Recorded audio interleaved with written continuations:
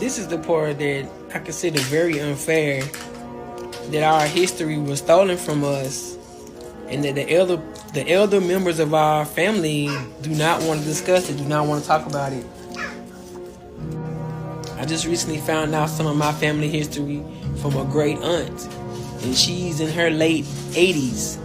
So she says she remembers that her mother used to talk about being Indian all the time, but she doesn't really remember the stories.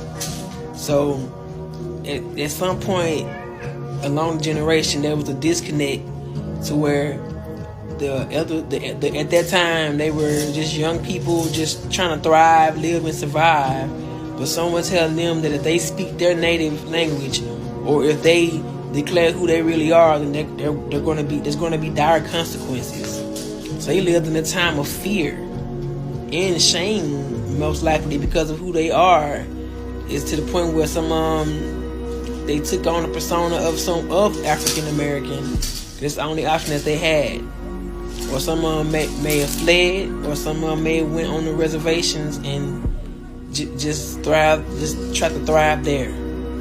But for those who didn't want to go, those wild Indians, I'm sure they fought, and those are some of the people who are, I believe, being reincarnated now at this time to finish and to fight for what they started.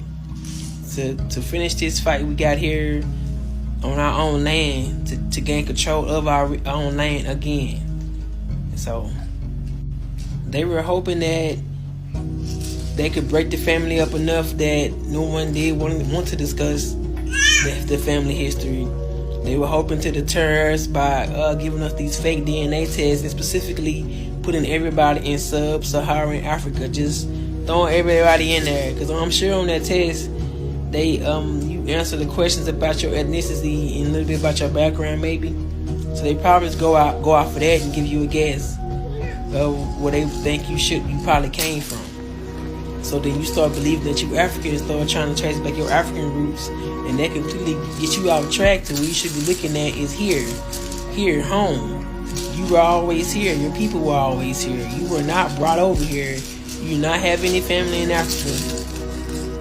Well, it's possible that some of you might have some family in Africa, so I can't say that for everybody. I cannot say that for everybody. I can definitely say it for me. So when I'm in some of these lives with these NAs asking, what's your language? What's your culture? Well, we don't know. It was stolen from us, and we weren't allowed to talk about it. Our elders were definitely afraid to talk about it.